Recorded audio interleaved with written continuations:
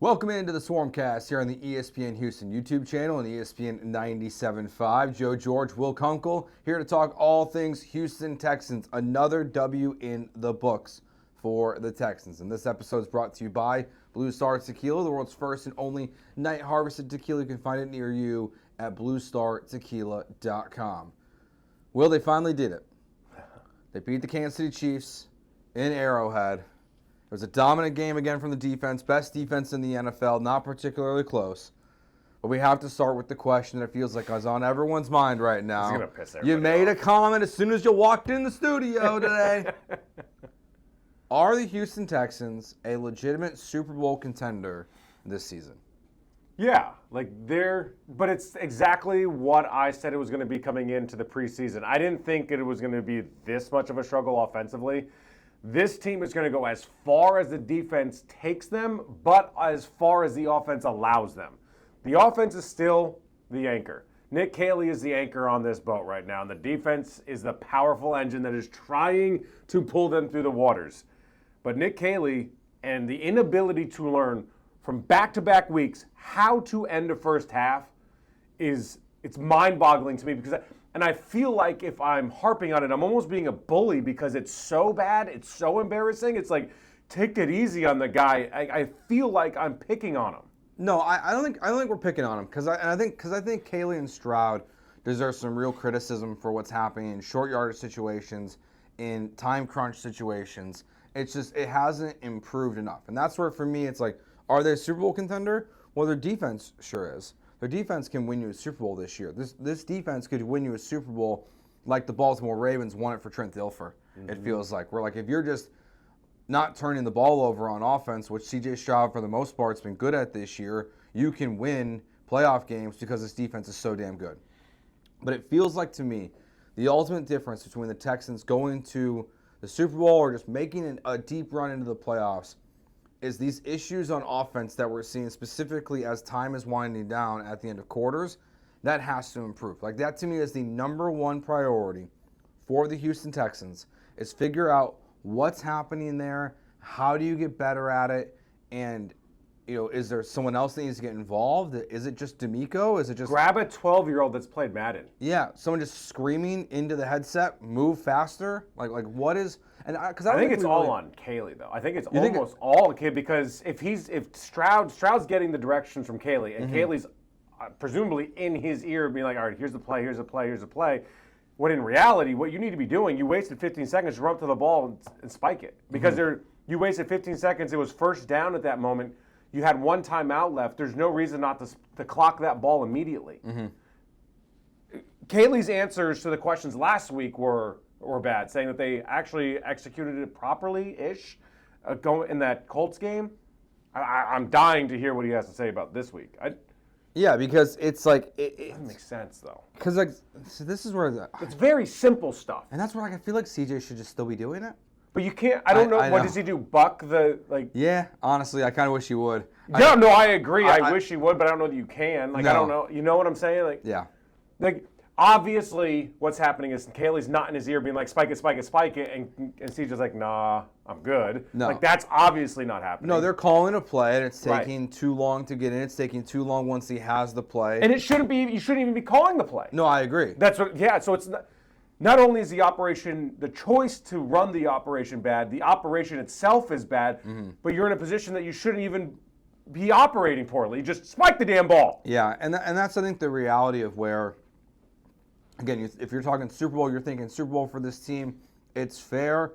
This defense is so damn good, but it's the little things that I'm just like, when you play Buffalo again in the playoffs, or you play the Patriots, or you play, I don't know. The other part is like I don't fear anyone in the AFC right now. No, but all these teams are better than the Chiefs. So your competition goes up, and you're already playing with slim margins, and all this stuff is going to be magnified by 10 in the playoffs. Everything matters just a little bit more in the playoffs. Every coach will tell you that, every player will tell you that, and every fan will tell you that. And that's kind of how this game felt.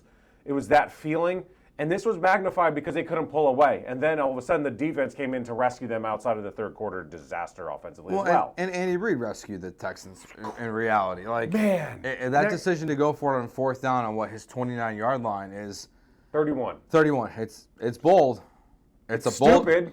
bold decision. Dumb, right? Yeah, I don't really get it. Like the other fourth down, no problem with. You're right near midfield. The Texans went 3 plays, -2 yards, punted it right back to you, and then Travis Kelce was he's washed and he dropped a pass. He used the catch, and Aziz picks it, and the Texans are back in field position. Like the Texans' offense in the second half was atrocious.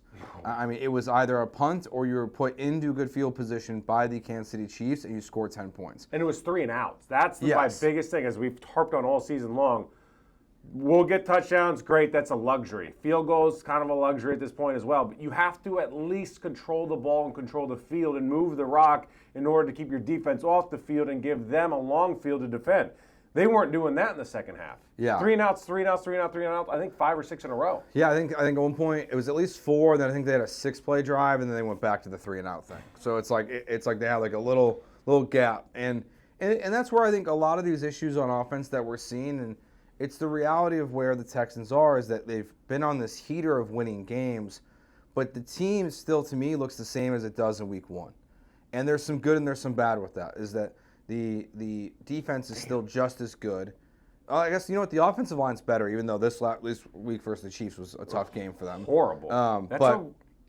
That's a wild thing to say. I mean, I think you're right. I never thought about it. Yeah, they're the same team. The same team, but they're winning.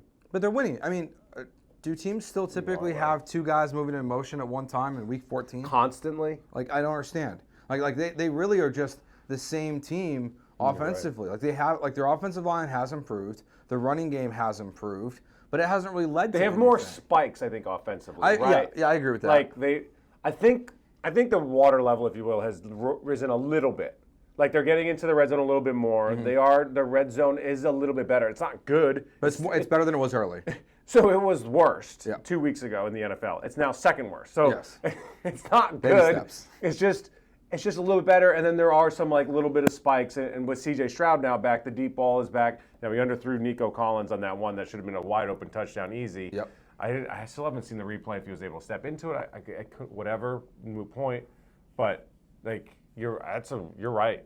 Like it's essentially the same exact team. Yeah, and that's where I think it's the reality of like and that's where I think if you look at like a blame pie chart of like when you talk about the execution of the offense from an operational standpoint, from getting the plays in quickly. DeMeco talked about at his Monday press conference about getting the playing quicker on 3rd down. Like it's week 14. I know, but why are we still being like, hey, play clock's a thing? Yeah.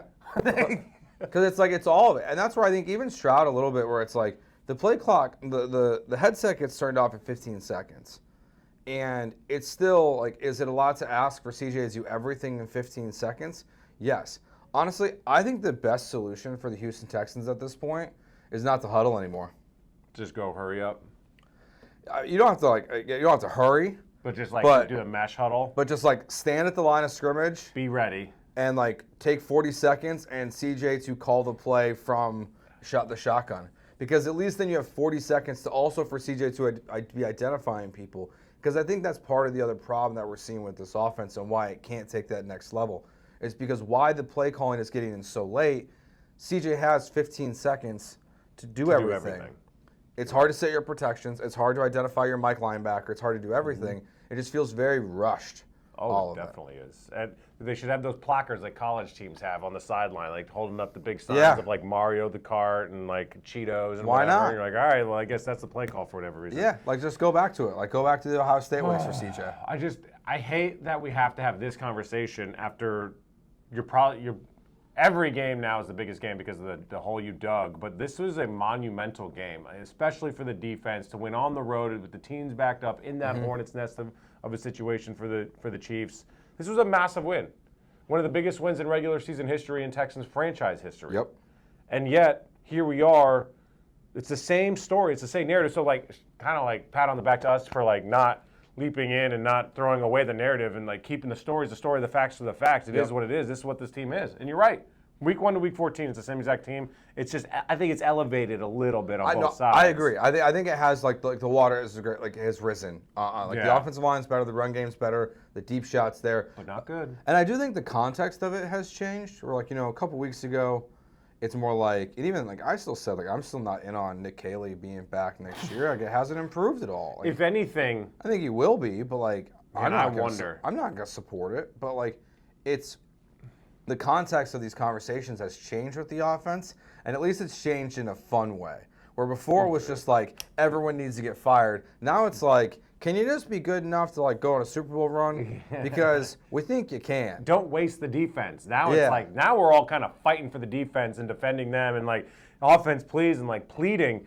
But I wonder if the Nick Caley conversation becomes even more obvious that he's going to be fired if he only like increases incrementally, but the possibility to improve is so wide. Like he has the ability to go from here to all the way to the other end of the table, but he's going from here to here. And the gap from here to there is getting play call in earlier and no one to spike the ball. So it's very simple foundational stuff that a decent OC is like, that stuff is rudimentary. Like that stuff I don't even think about. And that's where going from year 1 to year 2 as a first-time play caller, like in your mind, it should improve. So that's where I think he is going to come back, because I do think they're going to look at it and be like, hey, we're going to be able to work on this stuff. We're going to be able to figure this out as a team. And even though it didn't improve in the regular season, and it should have improved in the regular season, like it should be getting better now, and it's not, I think the coaching staff, the organization is going to look at Caley and say, hey, we're going to figure this out in the offseason. I think it's just the reality. Honestly, I don't think it's in the best interest of C.J. Stroud to be on his third offensive coordinator. I think that's going to be thrown in there, like a big part of it. But we say that rookies, and coaches say rookies, are no longer rookies by like week 10. That's true. An OC can't still be a rookie and going into week 15 being like, hey, we're going to use the offseason so you understand the clock and how to like get a play call in. Yeah. That can't be used in the offseason of how to teach your second-year OC how to be just like competent. Like that's the craziest part to me. I agree.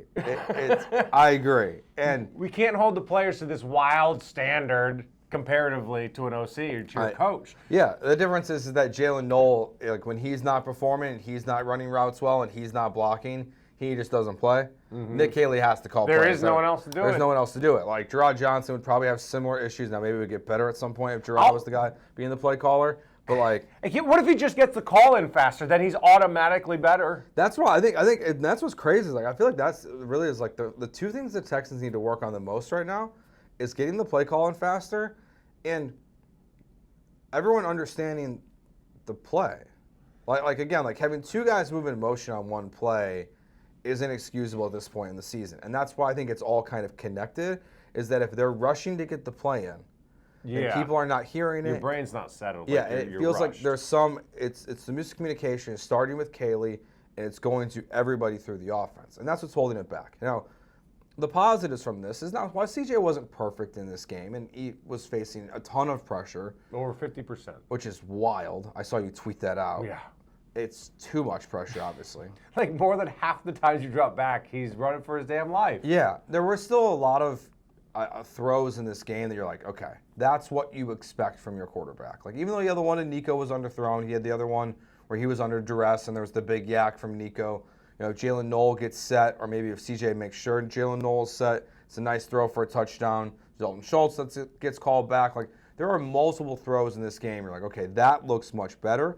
I thought the run game, even though the numbers aren't super efficient, I thought was good as well. So like, there are still positives. I think the run game did its job, right? Yeah, like I agree. It provided a service. It wasn't the reason they won or moved the ball. Like CJ escaping the pocket and making throws. I mean, there's certain quarterbacks in the league that just don't make that, even good ones. Like he was phenomenal in that regard. And it's so hard to jump on him when it's like, why aren't you stepping up in the pocket? Why aren't you making that throw? It was a clean pocket. Because the last 9 weren't, and I got my teeth knocked in. Like, that's why, dude. And that's his job. He gets paid millions to do it. It doesn't mean he's not a human being, and it doesn't mean that it makes it any easier to step up. Well, the great ones do. Dude, I'll tell you blindly and honestly that a lot of quarterbacks float out of the pocket when they have pressure on them 54% of the time. Like, it just happens.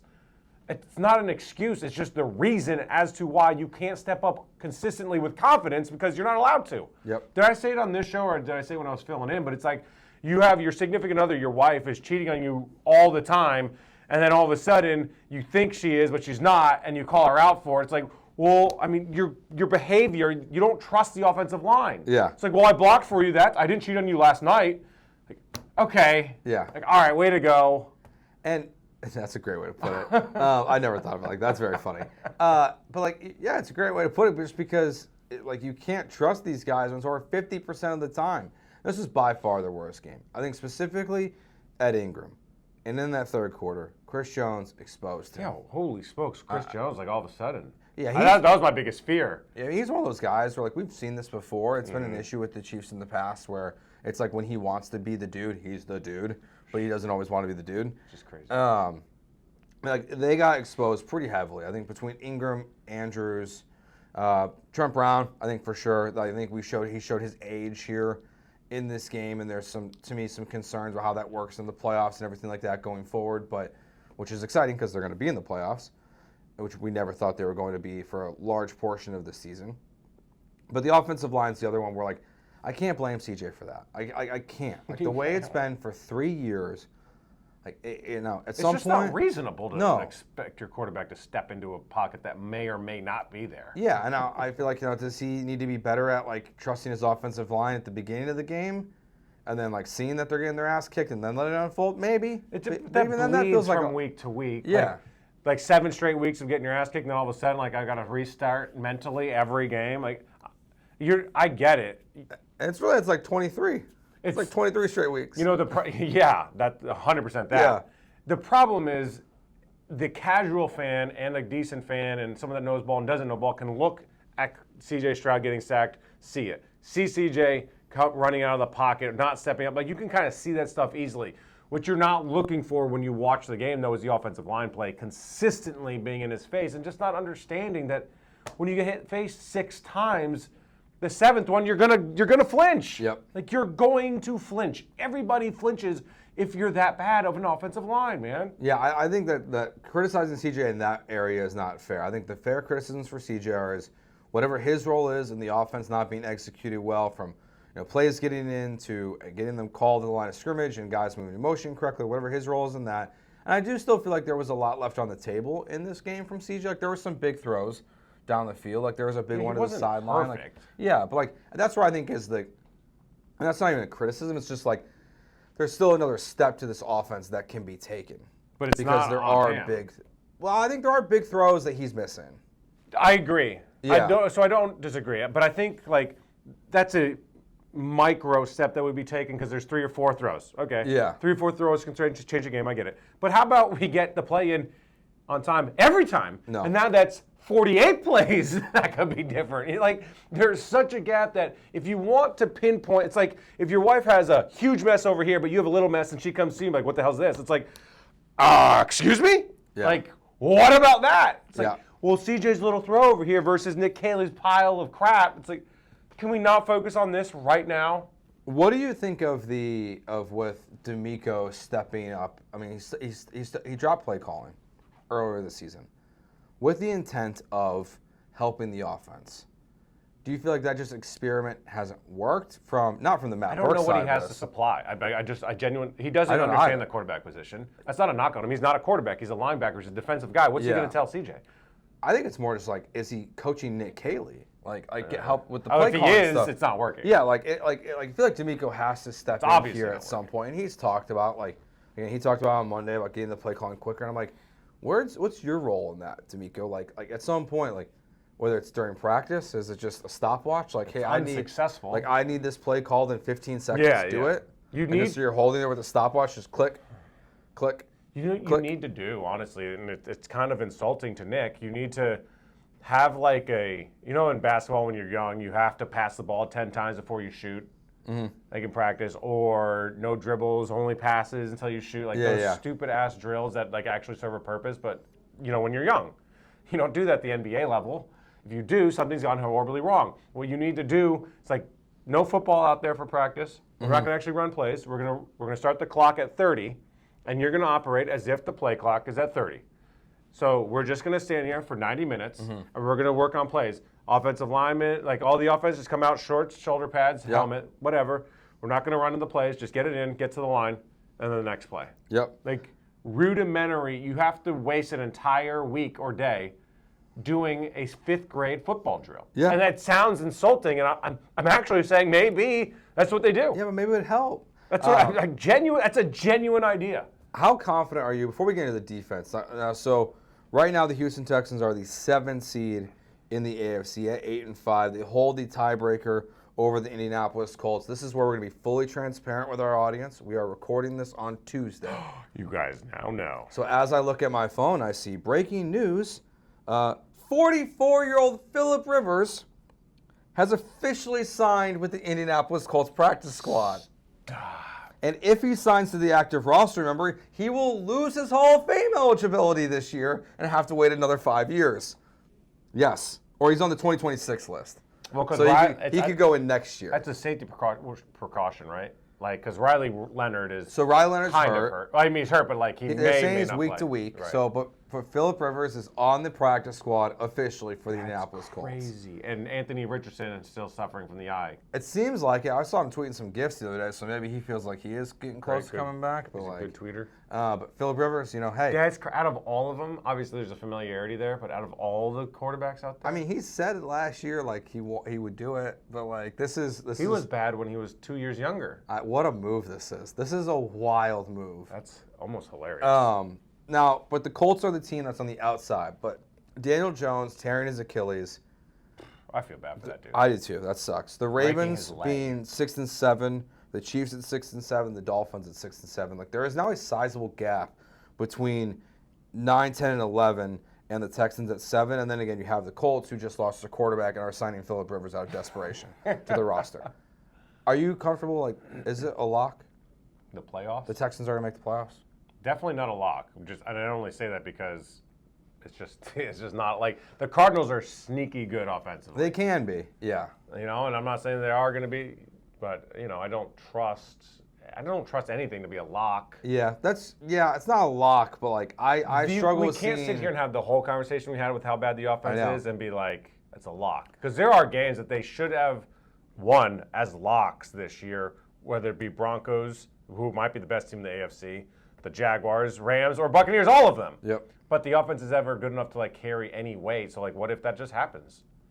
That's true. Saying. I'll bet on it. Yeah, I'll bet on it. Now, 10-point favorites against the Arizona Cardinals, big number. That's a huge in that game. So, but it's like Cardinals, Raiders, Colts last week of the season, with potentially Phillip Rivers in there fighting for a playoff spot. I can't say it enough. That's hilarious that this is happening. Wasn't it Joe Flacco that came here that first time? Not the playoff game. That torched Amari Cooper and Joe Flacco that torched the Texans in the regular season. In the regular season, and then the playoff game, they shut him down. I mean, that was like when Joe Flacco was like 40 some odd. Now Phillip Rivers hasn't played since 2020, so it's a little bit of a 2020. Yeah, it's been 5 years. Someone's about to type. What about Colin Kaepernick? Yeah, it's a little bit of a different situation with Phillip Rivers. I didn't even think about that, Will. That's definitely going to happen.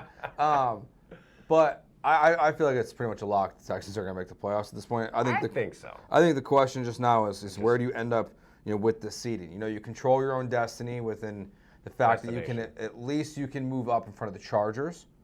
You can get some help to move up in front of the Bills if they were to lose this weekend to the New England Patriots. So, like the Texans could still very easily be, the 3, 5, 6, or 7 seed, I think, at this point. Yeah. Because they can pass Jacksonville. Like, Jacksonville's schedule is pretty easy, but a lot of like what you just kind of referenced there with the Texans' offense and not trusting them, I think it's fair to say Jacksonville, I don't trust them as a whole.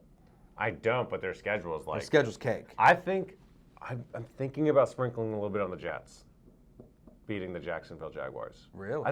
Jets are starting to play better, not good, but they're still an NFL team. If they can win one game, if the rest of the season, someone said the Jets win one more game. Like, okay, I could see it be the Jaguars game. I don't know. Yeah, I definitely, that's the one I could see. Like, they've got some talent. They got Breece Hall. Like, Tyrod Taylor's been okay this year so far, even though he got hurt in his last game, too. Who's their quarterback? No, some guy I've never heard of in my life. Yeah, I didn't heard of him. But that's obviously the hang-up. It's going to be, so I think the Texans are for sure going to make the playoffs now at this point. You think they went out 9 in a row? Isn't that wild? Yeah, it's possible. I mean, I wouldn't say that to me sounds a little more unrealistic. Just saying like they fully went out because. I mean, based on the schedule, they should, right? Like, yeah, I mean the Chargers game. The Chargers game's a toss-up, right? Like it feels like of all of them. I can't believe the Chargers are still winning games with Justin Herbert broken hand and their offensive line in shambles. Yeah, that's where it's I think this is a horrible matchup for the Chargers against the Texans. I do too. So it's like that's where I would. Yeah, can they win out? Yes, they can. Will they? I don't think so. I feel like they will lose one of these next 4 games. I don't know. You think it's the Cardinals game? If it's any of them, I think it's the Cardinals game. Only because you're coming off that super high against the Chiefs, and you did it back-to-back with the Colts.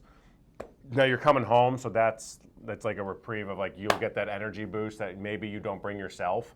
The Raiders are so bad and so inept. Oh, they're a disaster.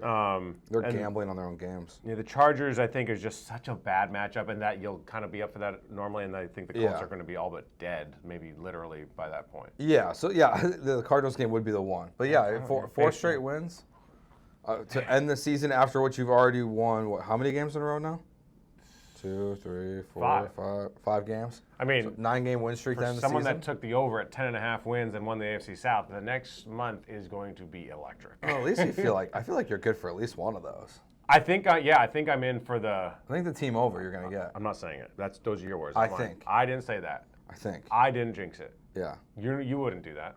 You wouldn't jinx it. Well, I don't have that bet, so it's not. Yeah. I like the way you think. I can talk about your bets. Yeah, that's cool. That's not fair. jinx. Yeah, no, I have the Texans plus 750 to win the division. You took it 2 weeks ago? Yeah. I did. I took it 2 weeks ago. Damn, it was 750, then it was like 350, and now it's like plus 110. Yeah, it was like 140, 110 when I looked at it this morning. So, Jeez, the odds just plummeted. I'm staring at that ticket like that's my life right there. Damn. I know Jeremy's got it at plus 600 as well. I was filling in for Dell that weekend. I was staring at it on the radio, and I was like, "Why am I not taking it? Like, why? I gotta take this." And I didn't do it. I did hit everything against the Chiefs. I won everything. Nice. All right, let's talk about this defense here. All right, where do you start? There's so many places to start. The defense? But I know where I want to start because I've given Nick Cassera a lot of grief, times the coaching staff, including DeMeco, a lot of grief about evaluating talent, evaluating players. And this guy, I'm probably going to butcher his name right now. Tommy Togiai? Togiai, I believe. Togiai? You know what's funny is I was thinking about that today. I was like, I want to just ask him because Mariota is Mariota. Yeah, apparently. Yeah, exactly. And it took us so often we a decade to learn that incorrectly. So I just want to ask Tommy this week. He's awesome. He's awesome. Filling in for Tim Settle, like 10 tackles, a sack in this game. Like all season, he's been an impactful player for the Houston Texans. Pressures. But like he was awesome in this game. It shows to where how they can evaluate so good on defense, but then they struggle so much on offense. They find these nobodies, no offense, Tommy, to come in here and dominate a football game, but they can't find a left guard to save their life. It's remarkable, but he was fantastic. That's in this a key of the system, though. You know, like that's how bad Nick is. That's how good DeMeco is. That's you can fit into this system. You can go to Green Bay last year without 5 starters and still perform well. To your point, Tommy Togiai, the only defensive tackle this season and 9th in NFL history to have 10 tackles, a sack, and 2 QB hits in a game. That's crazy. He was a guy off the scrap heap, if you will. That's crazy. Kamari Lassiter, there was some real concern about his foot. Yeah. But he toughs it out. He's out there. Hard to tell if there was some, misreporting on the injury or if he just, was really toughing out there in the cold. He was limited on Friday, right? Yeah. And that was the only time he did practice. Yeah, he was limited on Friday. Was the only one. But he Nothing played. The needle wouldn't fix, though. He played really well in this game. Derek Stingley Jr. continues to be one of the best cornerbacks in the NFL. And while the sack numbers aren't there collectively for the defensive line, they made life a nightmare for Patrick Mahomes for 4 quarters. And Azeez Al-Shaair. Oh, he's... what he did in coverage, not in a million years did I ever think that Azeez Al-Shaair, like Azeez got better in coverage and Travis Kelce's gotten slower. Yep, and same with Jalen Petrie. Jalen Petrie has played much better this year. That interception he had, my gosh. Dude, that's an unbelievable play. I'm trying to find the exact stat that I put out there on X on Azeez Al-Shaair because it is so good. The amount of coverage snaps, he allowed 1 catch, I believe, to Travis Kelce all game. That sounds right. Or 1 target, and it was the one he intercepted. So it was, Azeez Al-Shaair is just out of control. Yeah, he was targeted 3 times on 42 coverage snaps versus the Chiefs, allowing 1 reception for 7 yards and an interception. The one time he was targeted while guarding Travis Kelce on 9 routes, It was an interception.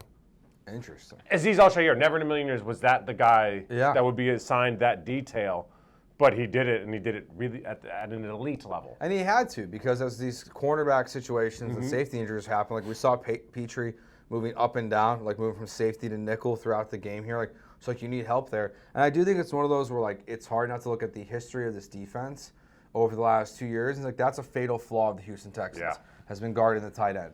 Travis Kelce, though, big time capital W washed.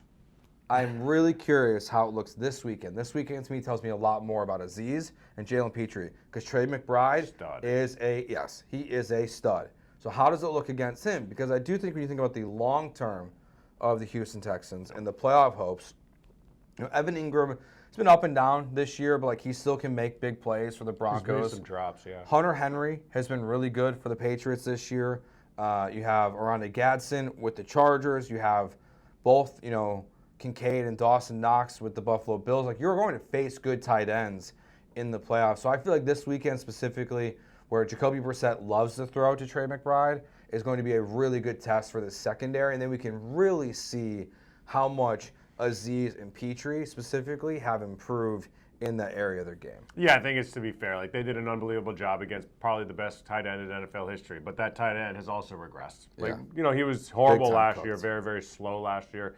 Been pretty good this year, but you can tell there's a difference. Like, he's not the same old Travis Kelce, but what Azeez did was awesome. What the two corners did, and Will Anderson and Danielle Hunter getting the pressure, and the safety play without Jalen Reed, and now signing guys and just throwing them back there and them filling in. That was my one concern in this game, was deep over the middle, and the communication or lack thereof and miscommunication was what I thought could bite the Texans defensively. I thought that was their one weakness with Xavier Worthy and Hollywood Brown and their ability to run past you. And it showed once or twice, but it never beat them fully. Yeah, and we saw some big throws from Mahomes and we saw guys recovering late too, that they were able to make good plays in. So I felt like the deep ball did feel like it was there for Mahomes at times. But again, that's where your defensive line also just continues to make things a nightmare. You have the best pass rushing duo in the NFL. It's not particularly close. And they just continue to prove it week in and week out.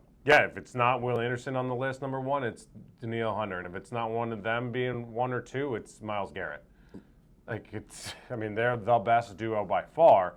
And individually, one of them's definitely up there, if it's not the other one. Yeah, no, I agree. And Will Anderson, I don't know if he's going to find his way into that Defensive Player of the Year conversation like we had talked about earlier. I just don't know if the splashy numbers are there. I think the way he's played is he's deserving to be in that top tier group of it. I know there's a different opinion between myself and Jeremy Brandon about Myles Garrett being on a losing football team, but he's going to set the all-time sack record, so I feel like he gets a pass. Yeah, I don't think a defensive guy is really thrown in. MVP in baseball is kind of thrown in that, or Heisman, but I don't think defensive player MVP is. No, I kind of would like it to. In most years, I would like to see you have to be on a winning team to kind of earn it. Not always. I think there should be exceptions to the rule, and I think this is a year where that exception would come into play because he's so awesome. This is just no Texan player would really win it, I don't think, unless you had gaudy numbers, only because you would split votes between Danielle, Will, and Derek. 100%. Those three would just kind of split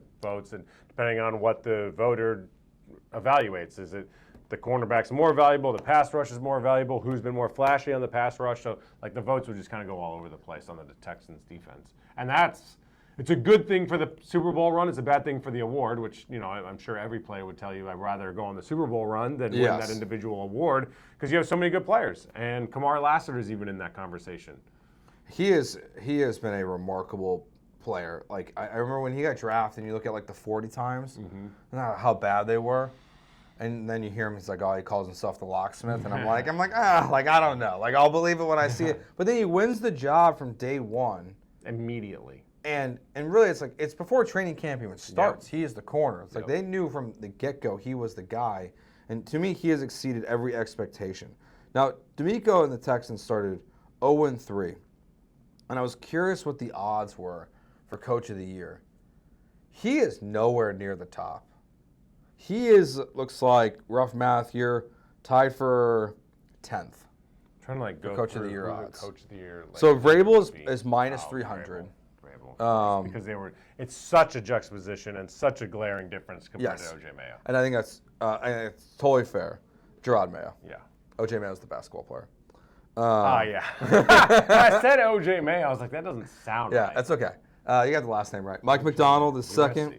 Mike McDonald and Liam Cohen are tied for second. What Mike McDonald has done, McDonald. Okay, but Mike McDaniels, I know he's not going to get any credit. I agree. To settle that ship and win 4 in a row. Well, that's the other thing, too, about like the Texans offense coordinator. Like, that was everyone's dream. Exactly. That ship has sailed. Like, pump the brakes on that. He's going to be the Dolphins head coach next year. If he wants to be. I wonder, with the GM being gone, the kind of like the players being who they are and like hard to handle. Yeah. I wonder if he's like, I just don't. It's not a place you can win. Yeah. And then, so DeMeco comes in tied at, for 10th at plus 1,200 or plus 12,000 with Matt LaFleur, Jim Harbaugh, DeMeco Ryans, and Brian Schottenheimer are the 4 in that group. So there's quite a few coaches in front of him. There's 9 coaches in front of him. What's the odds on him right now? 12,000 to 1. Jeez. If it wasn't for Vrabel, I would put some money on DeMeco because those numbers will drop. But like that's the best you're going to get because if they win out, those numbers are going to plummet. Yes. But they're never going to be better than Vrabel's. And no, Vrabel's going to win it this year. But I think DeMeco, and sometimes they don't view it this way. Like they really go over, and this is why I don't love the Coach of the Year award because I feel like too often we only focus on year to year. And I feel like we don't focus in on enough of how it started versus how it finished. That's a good point. Like I think 2 seasons ago now, Joe Espada should have won Manager of the Year for the with the Houston Astros because they're 10 games back in the AL West. They're a total disaster. Their season's going to end early, and all of a sudden they go out there, they win the division because they go on this heater. He puts together his bullpen better. They just start playing better. Like they overcome the odds and the obstacles of the season. DeMeco starting the season 0-3. Now potentially going to end the season on a 9-game win streak. I feel like deserves more credit. Yeah. Where like I get the year to year from Vrabel, or even a guy like Ben Johnson, but like starting 0-3 to potentially having 12 wins at the end of the season, it's unheard of when it was 11% of teams in the history of the NFL that started 0-3 had made the playoffs. The biggest thing I hate about Coach of the Year award is that it's a de facto opinion system based on preseason rankings, which, as we've learned in college football, preseason rankings are the dumbest thing in the world, and it impacts everything down the road. So it's our opinion of what we think a team should be in the preseason, and then we're going to give Coach of the Year award to the team that does better than what I thought, versus kind of the stuff you thought. So, all right, we didn't think, or it's like year to year, like you said, if there's a coaching switch and there's a clear flip, then fine, which might be even the proper way to kind of do it comparatively, versus this team's not going to be good. It says who? It says me. Oh, they're good. Well, that was obviously the product the whole time, and they were good, so I'm going to give that coach did a lot with a little. Yeah. Did he, or did you just have an ass opinion about a team? Yeah. Where it's like, at least with like Vrabel, it's like it's largely the same roster, and he just kind of has made it better. Same thing with Liam Cohen in Jacksonville. Like, I think Jacksonville's still going to win the division this year, as we were kind of discussing earlier. Damn. Their schedule is easy. So do I. But look, they're not a good team, though. This is what happens when the floor was raised with the Jaguars and the Texans dropped at the ceiling with the slow start. So now it's like you're trying to fight against a really tough fight. I mean, all I know is like I look at the way the season's playing out, and I'm like, okay, I don't know how many games the Chargers can really win this season. But like they have the Chiefs, Eagles the Cowboys, suck. The Texans, the Broncos. So like I think the Chargers win 2 more games this season. They find a way. They have the who? Say it again. I'm sorry. The Chiefs, Cowboys, Texans, Broncos. Damn. So I think they find a way to win 2 of those. Now, part of that might be that the Broncos are. They could lose all 4. They could lose all 4 also. Or like the Colts could get into the playoffs with Riley Leonard and Phillip Rivers if the. You said Colts. No, they don't. No, I was saying the Colts. If the Colts don't win out, or if the Chargers lose out, they could find their way in. I feel like the Chargers figure it out a little bit. I'm surprised they're 4.5-point underdogs this weekend against the Chiefs because the way the Chiefs have been playing. Oh yeah, I agree. But if the Texans can pass the Chargers, regardless, we are headed directly towards Houston Texans at Jacksonville Jaguars. Cakewalk. First round of the playoffs. Yeah, if that happens, I am putting all my dollars, all dozens, on the Texans. I think the Texans whip that ass if that happens. I think that is almost the perfect scenario at this point, is that you have a really good shot to pull Jacksonville in the first round of the playoffs. Whether it's on the road or you somehow pass them and win the division, it feels like that, to me, is going to be the 3 and the 6 seed. Okay, I was about to ask what the seeding would be. It'd be 3. Yeah, because I think Buffalo's eventually going to be 5. And the North Division winner, Pittsburgh, Baltimore, Cincinnati, is going to be the 4 seed. Whoever draws the Texans gets so screwed. Yeah. Because the Texans are not a true non-division winner. And for them to be like a 6-7 seed, and you're a 2 seed, and that's who you got to face, it's like, bro, like, for real? Imagine if you end up as a 7 seed and the playoffs position stays as is, and like Drake May's first real competition this season outside of the Buffalo Bills, and his first playoff game ever is against DeMeco Ryan's defense. Do you see Aqib Talib? No, what do you Aqib say? Talib went on a podcast, said that Texans defense is great, but they're now signed. All they're doing is putting themselves in position to go to Foxborough and get popped. I just say maybe they lose. I don't know. Yeah. But like, That surprises stop. me. I like New England a lot. It's a really good story, but like they haven't beat anyone It's a really of legitimate value. I don't like the schedule conversation in the NFL. I genuinely don't, because they're all NFL teams. But this is conversation about their NFL schedule. Yeah. It's extremely legitimate. Yeah, they had a 4th place schedule, and the way just the draw worked Oh God, it's a this year horrible with schedule. with the divisions that the AFC East was playing. They played a lot of bad teams. Like they played a lot of bad teams this year. They played the NFC South. The NFC South is terrible. It's For the it's Bucs awful. to lose to the Saints was brutal. Yeah, they're in trouble. I think the Tampa Bay Buccaneers. On a side note, they got so many injuries. Baker Mayfield's not healthy. Man, I he's think the they still man. have both their games. I'm double check here.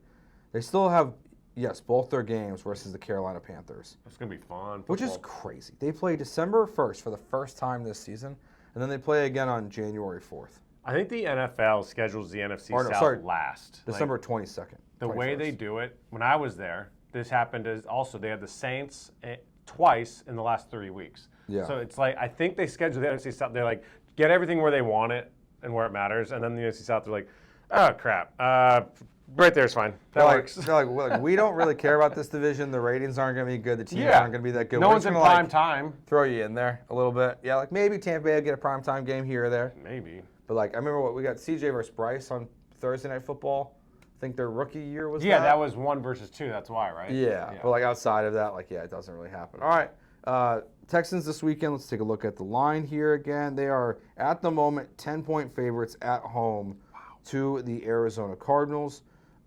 Looking to move to 9-5 this weekend. I'm with you. Like if there was a team that could upset the Texans, I do look at the Cardinals a little bit, but they're trying to change some history here this season. Will now Lamar. Thank God. Wasn't Kyler playing. Murray's not there. But they got Baltimore. Yeah. They got Kansas City. And now they can get Jacoby. Because if you do look, Jacoby Brissett's got the Texans a couple times. Where is he beating them? I don't. Indianapolis and New England. Oh God. Like he's beat, yeah. He's got their number. Huh? There's some Jacoby Brissett game numbers in there. So it's Yeah. not real, but like I think the Texans win this game. I think so, I too. do not think they cover 10 points. 10's a lot. I would tease it up. Yeah. Or tease the number down, tease the spread down. Yeah. And then what's the over under? 42 and a half. 42. Damn, I was gonna guess 42. Now I don't look smart. That sounds about right. I would go tease the under. Yeah, probably. Yeah. All right, I'll tease the under, and then tighten the gap. All right, he's Will Kunkel. Where can they find you? Find me on Instagram, TikTok, and X. Just type in Kunkel, and then Kicking It with Kunkel on YouTube as well.